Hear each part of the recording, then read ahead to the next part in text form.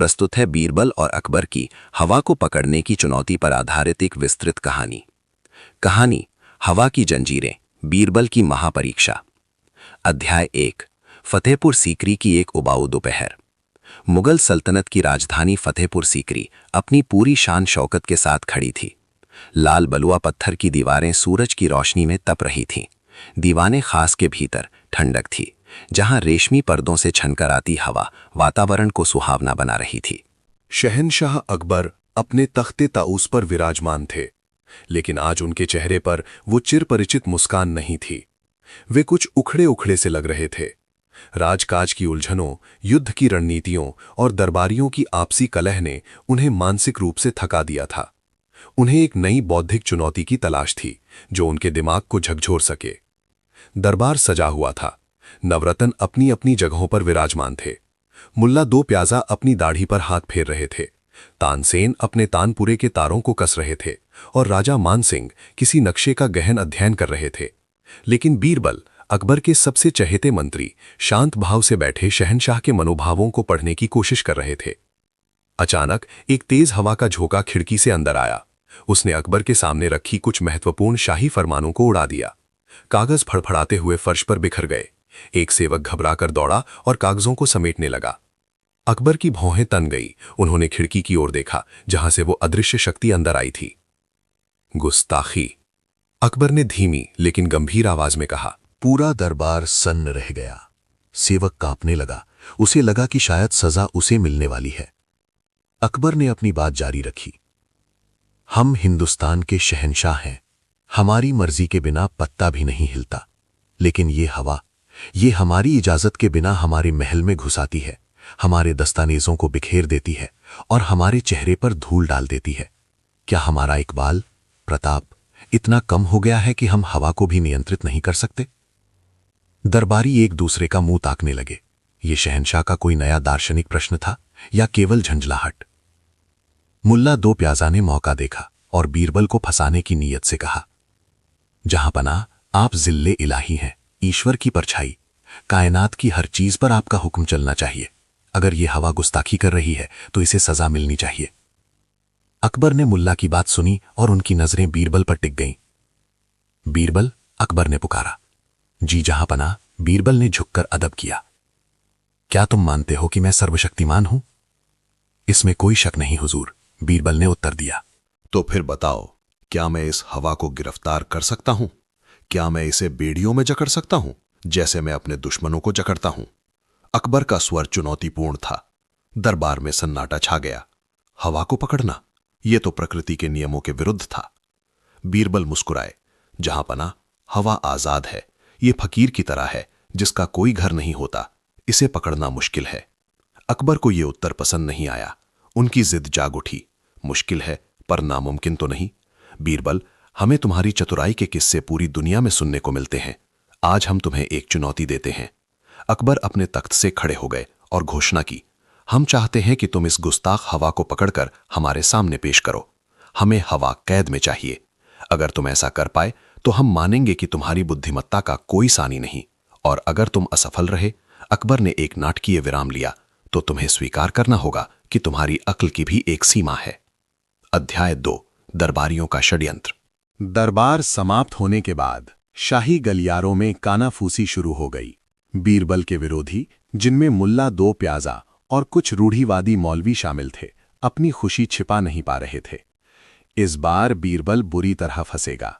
एक दरबारी ने पान चबाते हुए कहा, हवा को पकड़ना, ये तो पानी पर चलने जैसा है। ये पागलपन है। शहंशाह का मिजाज आज बहुत खराब था, दूसरे ने कहा, और बीरबल ने भी हार नहीं मानी। उसने चुनौती स्वीकार कर ली। अब देखते हैं वो खाली हाथ कैसे लौटता है। बीरबल जब महल से बाहर निकले तो उनके चेहरे पर चिंता की लकीरें नहीं थीं, बल्कि एक गहरा चिंतन था। वे जानते थे कि अकबर का यह आदेश शाब्दिक नहीं, बल्कि प्रतीकात्मक और तार्किक है। अकबर ये देखना चाहते थे कि क्या बीरबल असंभव को संभव करने का कोई तरीका ढूंढ सकते हैं या नहीं।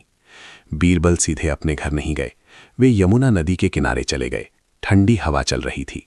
बीरबल ने महसूस किया कि हवा को देखा नहीं जा सकता, केवल महसूस किया जा सकता है। इसे मुट्ठी में भींचा नहीं जा सकता। हवा को पकड़ने का मतलब है उसे एक दायरे में सीमित करना, बीरबल ने खुद से कहा। लेकिन शहंशाह को सिर्फ तर्क नहीं, सबूत चाहिए होगा। अगले 3 दिनों तक बीरबल दरबार में नहीं आए। अकबर की बेचैनी बढ़ती जा रही थी। वे रोज पूछते, क्या बीरबल आया? क्या वो हवा को पकड़ लाया? जवाब न में मिलता। दरबारियों की बाँछें खिली हुई थीं।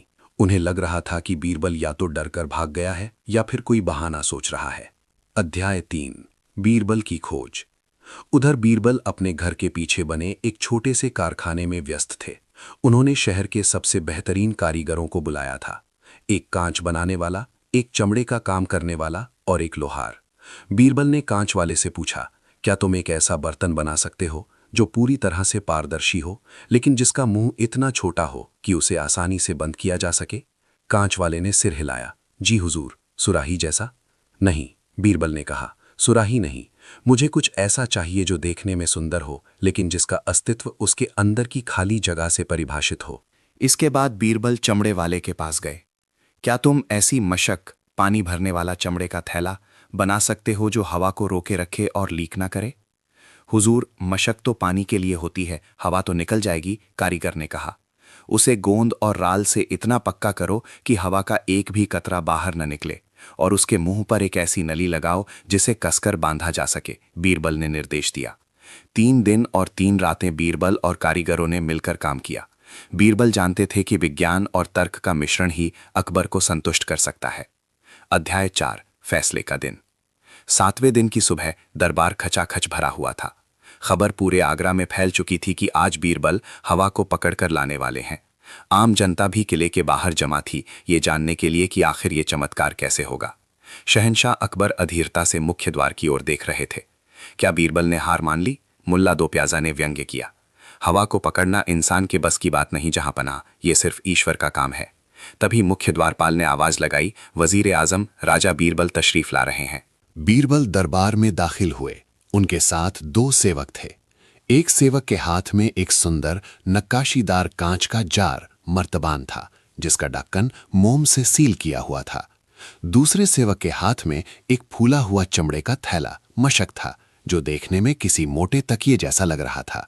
बीरबल ने आत्मविश्वास के साथ चलते हुए तख्त के पास जाकर सलाम किया। आदाब जहांपनाह। अकबर ने उत्सुकता से पूछा, बीरबल, तुम आ गए? क्या तुम हमारे आदेश का पालन कर पाए? क्या तुमने उस गुस्ताख हवा को गिरफ्तार किया? जी जहांपनाह, बीरबल ने शांत स्वर में कहा। मैंने न केवल उसे गिरफ्तार किया है, बल्कि उसे 2 अलग-अलग जेलों में कैद करके लाया हूं। दरबार में कानाफूसी शुरू हो गई। अध्याय 5, तर्क और प्रदर्शन। बीरबल ने पहले सेवक को इशारा किया। वो कांच का मर्तबान लेकर आगे आया। बीरबल ने मर्तबान को हाथ में लिया और उसे ऊपर उठाया ताकि सभी देख सकें। मर्तबान खाली दिख रहा था। हुजूर, ये देखिए, बीरबल ने कहा। अकबर ने भौहे से कोड़ी, बीरबल, ये तो खाली है, तुम हमें मूर्ख बना रहे हो। नहीं अन्नदाता, आंखों को अक्सर धोखा होता है, बीरबल ने मुस्कुराते हुए कहा। इस मर्तबान के अंदर वो हवा कैद है जो आपके बागों से चुराई गई थी। मैंने इसे उस वक्त पकड़ा जब ये गुलाब के फूलों को छेड़ रही थी। साबित करो, अकबर ने चुनौती दी। अगर ये खाली नहीं है तो हमें कैसे पता चलेगा कि इसमें हवा है? बीरबल ने मर्तबान के ढक्कन पर लगी सील की ओर इशारा किया। जहांपनाह, विज्ञान कहता है कि दुनिया में कोई भी जगह खाली नहीं होती। अगर वहां पानी नहीं है तो वहां हवा है। लेकिन आपकी तसल्ली के लिए बीरबल ने एक जलती हुई मोमबत्ती मंगवाई। फिर उन्होंने मर्तबान का ढक्कन खोला और तुरंत मर्तबान को उल्टा करके मोमबत्ती के ऊपर ले गए, जैसे कि वे हवा को उड़ेल रहे हों। हालांकि ये सिर्फ एक नाटक था, असली खेल आगे था। बीरबल ने कहा, हुजूर, ये शांत हवा है, लेकिन असली अपराधी तो यहाँ है। उन्होंने दूसरे सेवक को बुलाया, जिसके पास फूला हुआ चमड़े का थैला था। वो थैला हवा से इतना भरा हुआ था कि तन गया था।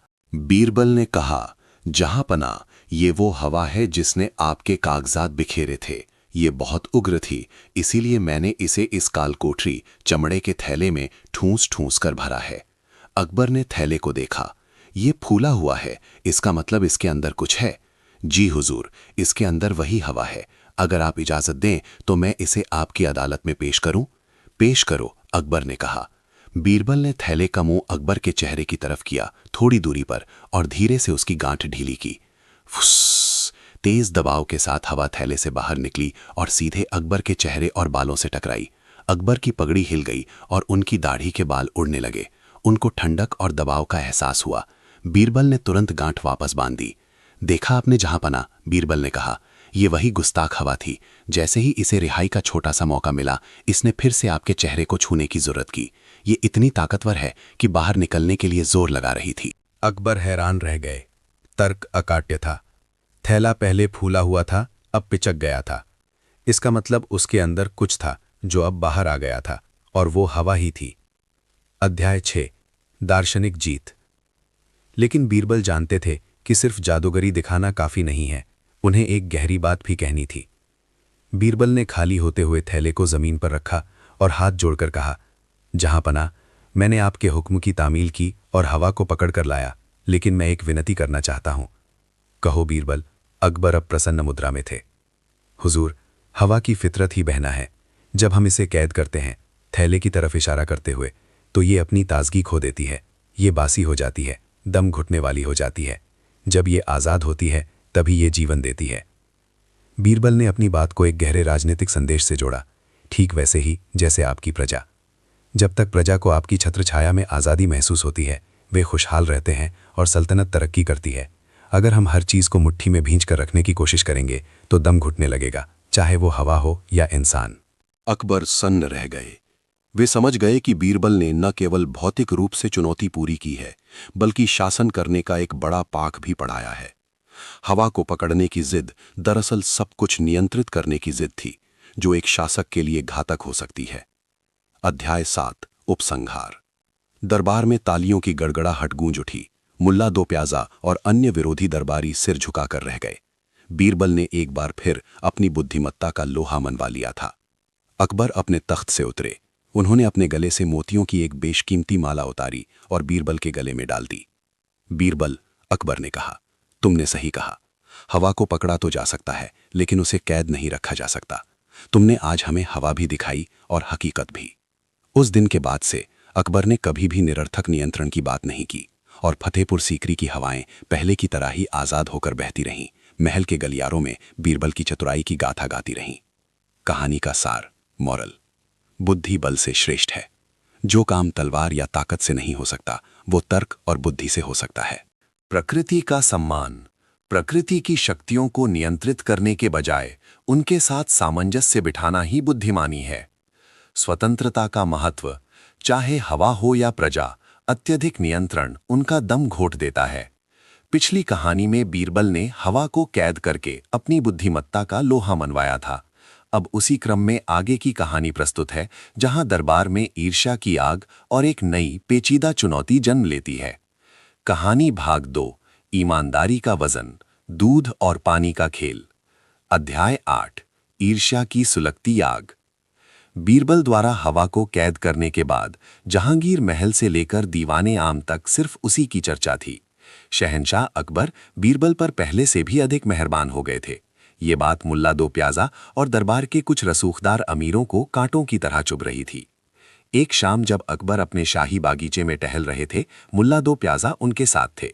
अकबर ने कहा, मुल्ला, देखा तुमने, बीरबल की अकल के आगे प्रकृति के नियम भी झुक जाते हैं। उसने हवा जैसी अदृश्य चीज को भी हमारे कदमों में लाकर रख दिया।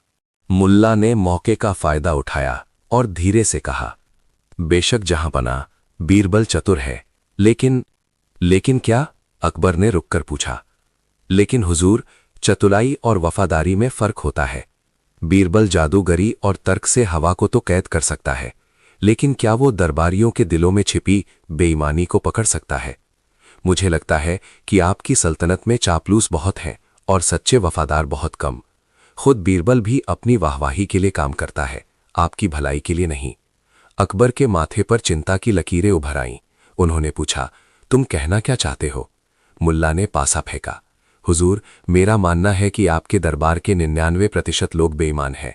वे सिर्फ आपके डर से सच बोलते हैं। अगर मौका मिले तो वे सल्तनत को धोखा देने से नहीं चूकेंगे, और मुझे शक है कि बीरबल इस सच को कभी सामने नहीं ला पाएगा, क्योंकि शायद वो खुद भी। मुल्ला ने बात अधूरी छोड़ दी। अकबर का स्वाभिमान जाग उठा। उन्होंने कहा, ठीक है, हम एक परीक्षा लेंगे। एक ऐसी परीक्षा जो ये साबित कर दे कि हमारी प्रजा और हमारे दरबारी कितने ईमानदार हैं, और ये काम हम बीरबल को ही सौंपेंगे। अध्याय 9 शाही फरमान। अगले दिन दरबार लगा। अकबर का चेहरा गंभीर था। उन्होंने बीरबल को संबोधित किया। बीरबल, तुमने हवा को तो पकड़ लिया जो बाहर बहती है, लेकिन आज तुम्हें उसे पकड़ना है जो इंसान के अंदर बहता है, उसकी ईमानदारी। बीरबल ने सिर झुकाया। हुजूर का हुक्म सिर आंखों पर, मुझे क्या करना होगा? अकबर ने ऐलान किया, मुल्ला दो प्याजा का दावा है कि हमारी सल्तनत में बेईमानी का बोलबाला है। हम इसे परखना चाहते हैं। हम चाहते हैं कि तुम कोई ऐसा तरीका निकालो जिससे बिना किसी जोर जबरदस्ती के ये पता चल जाए कि आगरा के लोग और हमारे दरबारी दिल से कितने सच्चे हैं। बीरबल ने कुछ पल सोचा और फिर मुस्कुराए। जहांपना, इसके लिए मुझे किसी जासूस की जरूरत नहीं पड़ेगी। बस शहर के बीचों बीच बने उस पुराने सूखे हौज तालाब की जरूरत होगी। हौज? उससे क्या होगा? अकबर ने हैरानी से पूछा। आप बस एक मुनादी करवा दीजिए। बीरबल ने योजना समझाई। पूरे आगरा शहर और दरबार के हर खासो आम को हुक्म दिया जाए कि कल पूर्णमासी की रात है। इस शुभ अवसर पर बादशाह की सलामती के लिए हर व्यक्ति को अपने घर से 1 लोटा शुद्ध दूध लाना है और रात के अंधेरे में उस सूखे हौज में डालना है। सुबह तक वो हौज दूध से भर जाना चाहिए, जिसे हम गरीबों में बांटेंगे और खीर बनवाएंगे। अकबर को योजना अजीब लगी, लेकिन उन्होंने मंजूरी दे दी। अध्याय 10 अंधेरे का पर्दा। पूरे शहर में ढिंडोरा पिटवा दिया गया। सुनो सुनो सुनो, शहंशाह जलालुद्दीन मोहम्मद अकबर का हुक्म है। बादशाह की लंबी उम्र और सल्तनत की खुशहाली के लिए हर नागरिक और हर दरबारी को आज रात चुपचाप शाही हौज में 1 लोटा दूध डालना है। ध्यान रहे, ये काम पवित्रता और ईमानदारी से किया जाए। बात बहुत सीधी थी। हर किसी को सिर्फ 1 लोटा दूध डालना था। शाम ढलते ही मुल्ला दो प्याजा बहुत खुश थे। उन्होंने सोचा, ये तो बहुत आसान काम है। सब लोग दूध डालेंगे और हौज भर जाएगा। इसमें बेईमानी कैसे पकड़ी जाएगी? बीरबल इस बार नाकाम होगा, क्योंकि इसमें कोई पहेली नहीं है। लेकिन इंसान का दिमाग बड़ा अजीब होता है। रात का अंधेरा गहरा गया। शहर के लोग एक एक करके हौज की तरफ बढ़ने लगे। एक कंजूस व्यापारी, जिसका नाम सेठ धनीराम था, अपने घर में दूध का लोटा लेकर खड़ा था। तभी उसके मन में एक विचार आया। पूरा शहर हौज में दूध डालेगा, हजारों लोटे दूध इकट्ठा होगा। अगर मैं अंधेरे का फायदा उठाकर दूध की जगह 1 लोटा पानी डाल दूं तो किसे पता चलेगा? हजारों लीटर दूध में मेरे 1 लोटा पानी से क्या फर्क पड़ जाएगा? किसी को कानों कान खबर नहीं होगी और मेरा दूध भी बच जाएगा। यही विचार सिर्फ धनीराम को नहीं आया। मुल्ला दो प्याजा भी जब लोटा लेकर चले तो उन्होंने सोचा, मैं बीरबल की इस योजना को सफल क्यों होने दूं? मैं पानी डाल देता हूं, बाकी सब तो दूध डालेंगे ही। दूध में थोड़ा पानी मिल भी गया तो सफेदी तो बनी ही रहेगी। यही सोच शहर के कोतवाल की थी, यही सोच रसोइये की थी और यही सोच दरबार के बड़े बड़े वजीरों की थी। हर किसी ने सोचा कि बाकी सब तो ईमानदार होंगे ही, सिर्फ मेरे एक के बेईमान होने से क्या बिगड़ जाएगा। रात भर लोग आते रहे और चुपचाप हौज में अपना अपना लोटा खाली करके जाते रहे। हौज के चारों तरफ पहरा नहीं था, क्योंकि बीरबल ने शर्त रखी थी कि ये ईमानदारी की परीक्षा है, डर की नहीं। अध्याय 11 सफेद पानी का सच। अगली सुबह सूरज की पहली किरण के साथ शहंशाह अकबर, बीरबल, मुल्ला दो प्याजा और तमाम दरबारी शाही हौज के पास जमा हुए। अकबर बहुत उत्साहित थे। उन्हें उम्मीद थी कि हौज लबालब गाढ़े, सफेद और शुद्ध दूध से भरा होगा। वे मुल्ला को गलत साबित करने के लिए बेताब थे। बीरबल, पर्दा हटाओ, अकबर ने आदेश दिया। हौज के चारों तरफ लगी कनातें हटाई गईं। अकबर ने जैसे ही हौज में झांका, उनके पैरों तले जमीन खिसक गई। उनका चेहरा गुस्से से लाल हो गया। मुल्ला दो प्याजा की आंखें भी फटी की फटी रह गईं। हौज भरा तो था, लेकिन दूध से नहीं, पानी से। वहां शुद्ध पानी लहरा रहा था। मुश्किल से इतना सफेदी थी जितनी कि आटे को पानी में घोलने से आती है। यानी इक्का दुक्का लोगों को छोड़कर पूरे शहर और दरबार ने दूध की जगह पानी डाला था। ये क्या है बीरबल? अकबर ने गरजते हुए पूछा। क्या हमारी पूरी प्रजा, हमारे सारे दरबारी बेईमान हैं? क्या किसी एक ने भी हमारा हुक्म नहीं माना? दरबारी शर्म से सिर झुकाए खड़े थे। हर कोई दूसरे को कनखियों से देख रहा था, ये सोचकर कि उसने भी पानी डाला होगा। बीरबल ने शांत भाव से उत्तर दिया, जहां पनाह, यही इंसान की फितरत है। मुल्ला दो प्याजा ने कहा था कि लोग बेईमान हैं, लेकिन सच्चाई ये है कि लोग मौका परस्त हैं। हर व्यक्ति ने यही सोचा कि जब पूरी दुनिया ईमानदारी बरत रही है तो मेरी थोड़ी सी बेईमानी छिप जाएगी। जब हर कोई यही सोचता है कि जिम्मेदारी दूसरे की है, मेरी नहीं, तब परिणाम यही निकलता है जो आप इस हौज में देख रहे हैं। बीरबल ने पानी की ओर इशारा करते हुए आगे कहा, हुजूर, ये पानी गवाह है कि हम सब ये मानकर चलते हैं कि समाज को सुधारने का ठेका दूसरों ने ले रखा है। जब तक हर व्यक्ति अपनी व्यक्तिगत जिम्मेदारी नहीं समझेगा, तब तक हौज पानी से ही भरेगा, दूध से नहीं। अध्याय 12, बीरबल का न्याय और पाठ। अकबर ने मुल्ला दो प्याजा की तरफ देखा। मुल्ला का चेहरा शर्म से लाल था, क्योंकि उन्होंने खुद भी पानी डाला था। वे बीरबल पर इल्जाम लगाने की स्थिति में नहीं थे। अकबर ने निराश होकर कहा, तो क्या हम मान लें कि हमारी सल्तनत में वफादारी बची ही नहीं? नहीं जहांपना, बीरबल ने कहा, निराश होने की जरूरत नहीं है, ये सिर्फ नजरिए की बात है। अगर आप कड़ा पहरा लगाते तो सब दूध हिलाते, लेकिन वो डर होता, ईमानदारी नहीं। आज आपको सच पता चल गया है, अब इलाज आसान है। बीरबल ने भीड़ की तरफ मुड़कर कहा, बादशाह सलामत ने तय किया है कि चूंकि आप सबने मिलकर पानी डाला है, इसलिए इस पानी को शहर की सिंचाई के लिए इस्तेमाल किया जाएगा। लेकिन सजा के तौर पर अब अगले 1 महीने तक दूध पर लगने वाला कर, टैक्स दोगुना कर दिया जाएगा, ताकि शाही खजाने को हुए नुकसान की भरपाई हो सके। जनता और दरबारियों को अपनी गलती का एहसास हुआ। वे समझ गए कि अपनी छोटी सी बचत के चक्कर में उन्होंने अपना ही बड़ा नुकसान कर लिया। अध्याय 13, उपसंहार।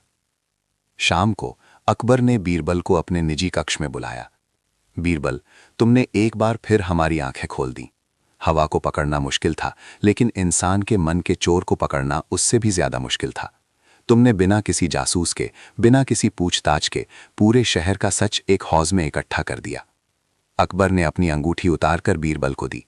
ये तुम्हारी सूझबूझ का इनाम है। तुमने हमें सिखाया है कि राजा को केवल भरोसे पर नहीं, बल्कि जांचे परखे भरोसे पर राज करना चाहिए। उस दिन के बाद आगरा के लोगों में एक बदलाव आया।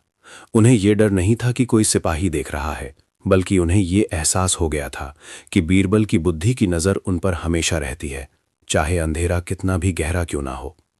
और मुल्ला दो प्याजा, वे कई दिनों तक दरबार में नजर नहीं आए, ये कहकर कि उनकी तबीयत पानी देखकर खराब हो गई है। कहानी का सार, सामूहिक जिम्मेदारी। हम अक्सर सोचते हैं कि हमारे एक के गलत करने से क्या फर्क पड़ेगा, लेकिन जब सब ऐसा सोचते हैं तो परिणाम विनाशकारी होता है। आत्मनिरीक्षण, दूसरों की बेईमानी पर उंगली उठाने से पहले अपने गिरेबान में झांकना जरूरी है। ईमानदारी का मूल्य, ईमानदारी वो है जो हम तब करते हैं जब कोई हमें देख नहीं रहा होता। ये रही बीरबल और अकबर की कहानी की अगली कड़ी। पिछले भाग में आपने पढ़ा कि कैसे बीरबल ने दूध और पानी के परीक्षण से दरबारियों और प्रजा की ईमानदारी की पोल खोल दी थी। अब कहानी एक नए मोड़ पर पहुंचती है, जहां लड़ाई बुद्धि की नहीं बल्कि अंधविश्वास और भय की है।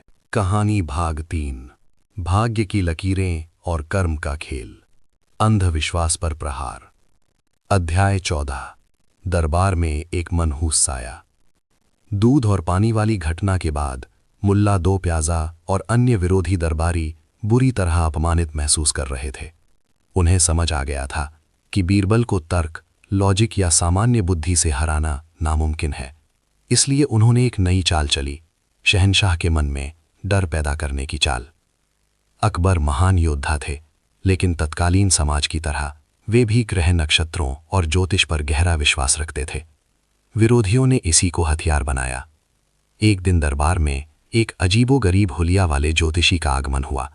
उनका नाम था आचार्य कालदृष्टि। उनकी लंबी जटाएं थीं, माथे पर लाल तिलक और हाथ में रुद्राक्ष की माला। मुल्ला दो प्याजा ने ही गुप्त रूप से उन्हें बुलवाया था। आचार्य ने दरबार में आते ही अकबर को गौर से देखा और अचानक चीख पड़े, अनर्थ, घोर अनर्थ। पूरा दरबार सन्न रह गया। अकबर घबरा गए। क्या हुआ आचार्य, आपने ऐसा क्यों कहा? आचार्य ने अपनी आंखें बंद कीं और कांपते हुए स्वर में कहा, जहांपना, मैंने आपके माथे पर राहु की काली छाया देख ली है। आपके ग्रहों की चाल बता रही है कि आने वाले 1 सप्ताह के भीतर मुगल सल्तनत पर एक बहुत बड़ी मुसीबत आने वाली है। आपके प्राणों को भी संकट हो सकता है। अकबर के चेहरे का रंग उड़ गया। इसका कोई उपाय? आचार्य ने तिरछी नजरों से बीरबल की ओर देखा, जैसा कि मुल्ला ने सिखाया था, और कहा, उपाय तो है लेकिन बहुत कठिन है। ये संकट आपके किसी बहुत करीबी सलाहकार की वजह से आया है। उसका नक्षत्र आपके नक्षत्र को काट रहा है। जब तक आप उस व्यक्ति को अपने से दूर नहीं करेंगे, ये काली छाया नहीं हटेगी। इशारा साफ था, बीरबल। अध्याय 15। बीरबल का वनवास। अकबर अंधविश्वास के जाल में फंस गए। उन्हें लगा कि शायद बीरबल का भाग्य ही उनके लिए भारी पड़ रहा है। डर इंसान की बुद्धि को कुंद कर देता है, और अकबर के साथ भी यही हुआ। भारी मन से अकबर ने बीरबल से कहा, बीरबल, हम ज्योतिष विद्या का अनादर नहीं कर सकते। सल्तनत की भलाई के लिए तुम्हें 1 महीने के लिए हमें छोड़कर आगरा से दूर जाना होगा। ये हमारे दिल पर पत्थर रखने जैसा है, लेकिन राजधर्म यही कहता है। मुल्ला दो प्याजा और साजिशकर्ताओं की आंखों में चमक आ गई। उनकी चाल कामयाब हो गई थी। बीरबल ने ना तो विरोध किया और ना ही कोई तर्क दिया। वे जानते थे कि डर का जवाब बहस नहीं होता। उन्होंने शांति से सिर झुकाया, जो हुक्म जहां पना। बीरबल अपना बोरिया बिस्तर समेटकर आगरा शहर से बाहर यमुना पार एक छोटी सी कुटिया में रहने चले गए। लेकिन वे शांत नहीं बैठे थे। वे जानते थे कि आचार्य काल दृष्टि एक ढोंगी है और उसे बेनकाब करना जरूरी है। अध्याय 16। संकट का झूठा नाटक। बीरबल के जाने के बाद आचार्य काल दृष्टि की दरबार में तूती बोलने लगी। वे रोज नए नए यज्ञ और अनुष्ठान करवाते, जिससे शाही खजाने का काफी पैसा बर्बाद हो रहा था। मुल्ला दो प्याजा बहुत खुश थे, लेकिन 3 दिन बाद ही एक अजीब घटना घटी। बीरबल, जो भेष बदलकर शहर की खबरें ले रहे थे, ने अपने विश्वस्त गुप्तचरों के माध्यम से एक योजना बनाई। चौथे दिन शाम को एक घबराया हुआ संदेशवाहक दरबार में आया। दुहाई हो महाराज, दुहाई हो। क्या हुआ? अकबर ने पूछा। हुजूर, यमुना पार के जंगलों में एक भयानक राक्षस देखा गया है। वो आग उगल रहा है और कह रहा है कि वो फतेहपुर सीकरी को जलाकर राख कर देगा। लोग डर के मारे घर छोड़कर भाग रहे हैं। अकबर ने तुरंत आचार्य काल दृष्टि की ओर देखा। आचार्य, आपने तो कहा था कि बीरबल के जाने से मुसीबत टल जाएगी, फिर ये नई मुसीबत कहां से आ गई? आचार्य हड़बड़ा गए। ये उनकी योजना का हिस्सा नहीं था। उन्होंने संभलते हुए कहा, जहांपना, ये उसी नक्षत्र का बचा हुआ प्रभाव है। मुझे एक महायज्ञ करना होगा। यज्ञ बाद में होगा, अकबर ने तलवार निकालते हुए कहा। हम खुद चलकर उस राक्षस को देखेंगे। अध्याय 17। जंगल का रहस्य। अकबर अपनी सेना, मुल्ला दो प्याजा और आचार्य काल दृष्टि के साथ यमुना पार जंगल की ओर बढ़े। रात हो चुकी थी। झाड़ियों के पीछे से अजीब अजीब डरावनी आवाजें आ रही थीं। तभी सामने एक विशाल काय आकृति दिखी, जो धुएं और हल्की आग की लपटों के बीच खड़ी थी। वो आकृति इंसानों से कहीं ज्यादा लंबी थी। सैनिक डर कर पीछे हट गए। आचार्य काल दृष्टि तो कांपने लगे और घोड़े से गिर पड़े। बचाओ, ये तो साक्षात काल है, आचार्य चिल्लाए। अकबर भी सहम गए। उन्होंने आचार्य से कहा, अपनी विद्या से इसे भस्म करो आचार्य। तुमने कहा था कि तुम भूत भविष्य सब जानते हो। हुजूर, मेरी विद्या राक्षसों पर नहीं चलती, आचार्य ने रोते हुए कहा और एक पेड़ के पीछे छिप गए। तभी वो राक्षस धीरे धीरे आगे बढ़ा। अचानक उस राक्षस का सिर धड़ से अलग होकर नीचे गिर गया और उसके भीतर से एक जाना पहचाना चेहरा निकला। वो बीरबल थे। बीरबल बांस की खप्पच्चियों और काले कपड़े से बने एक विशाल पुतले के अंदर खड़े थे। उन्होंने हाथ में एक मशाल ले रखी थी, जिससे धुआं और रोशनी हो रही थी। अध्याय 18। पाखंड का अंत। अकबर और दरबारी हक्के बक्के रह गए। बीरबल ने पुतले से बाहर निकलकर अकबर को सलाम किया। बीरबल, तुम? अकबर को अपनी आंखों पर विश्वास नहीं हुआ। जी जहांपना, बीरबल ने मुस्कुराते हुए कहा। माफ करें हुजूर, मैंने आपको डराया, लेकिन मैं ये साबित करना चाहता था कि डर केवल हमारे दिमाग की उपज है। बीरबल ने पेड़ के पीछे छिपे आचार्य काल दृष्टि को बाहर खींचा। जहांपना, बीरबल ने कड़क आवाज में कहा, यह पाखंडी आचार्य, जो दावा करता था कि वो ग्रहों की चाल बदल सकता है, एक मामूली बांस और कपड़े के पुतले से डर गया। अगर इसके पास वाकई कोई दिव्य दृष्टि होती तो क्या इसे पता नहीं चल जाता कि इस पुतले के अंदर मैं हूं? अकबर को पूरी बात समझ में आ गई। उनका गुस्सा 7वें आसमान पर पहुंच गया। उन्होंने आचार्य की ओर देखा। तो ये सब झूठ था? राहु, केतु और बीरबल का मनहूस होना? आचार्य अब गिड़गिड़ाने लगे। रहम बादशाह सलामत, मुझे मुल्ला जी ने, वो मुल्ला दो प्याजा का नाम लेने ही वाले थे कि मुल्ला ने उन्हें घूरकर चुप करा दिया। बीरबल ने बात संभाली। हुजूर, गलती इनकी नहीं है, गलती डर की है। जब हम खुद पर और अपने कर्मों पर भरोसा छोड़कर अंधविश्वास के सहारे जीने लगते हैं, तो ऐसे ही ठग हमारा फायदा उठाते हैं। भाग्य आकाश में नहीं, हमारे बाजुओं में होता है। अध्याय 19 बीरबल का असली यज्ञ। अकबर ने आचार्य को तुरंत आगरा छोड़ने का आदेश दिया। मुल्ला दो प्याजा इस बार फिर बाल बाल बच गए क्योंकि उनका नाम खुलकर सामने नहीं आया। अकबर ने बीरबल को गले लगा लिया। हमें माफ कर दो बीरबल, हमने एक पत्थर के कहने पर अपने हीरे को खो दिया था। बीरबल ने हंसते हुए कहा, कोई बात नहीं हुजूर, कभी कभी हीरे की परख के लिए अंधेरे की जरूरत होती है। वापसी में अकबर ने बीरबल से पूछा, लेकिन बीरबल, एक सवाल अब भी है, क्या सचमुच ग्रह नक्षत्रों का हम पर कोई असर नहीं होता? बीरबल ने यमुना नदी की ओर इशारा किया। हुजूर, पूर्णिमा का चांद समुद्र में ज्वार भाटा यानी लहरें ला सकता है, लेकिन वो किसी नाविक की नाव नहीं चला सकता। नाव चलाने के लिए नाविक को खुद चप्पू चलाना पड़ता है। ग्रह अपना काम करते हैं, लेकिन इंसान को अपना काम यानी कर्म करना चाहिए।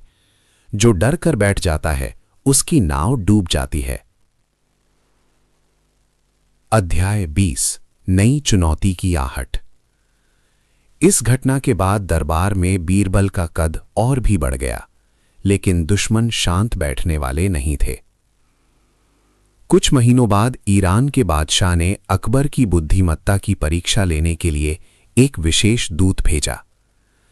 इस बार चुनौती ना तो हवा की थी, ना ईमानदारी की और ना ही अंधविश्वास की।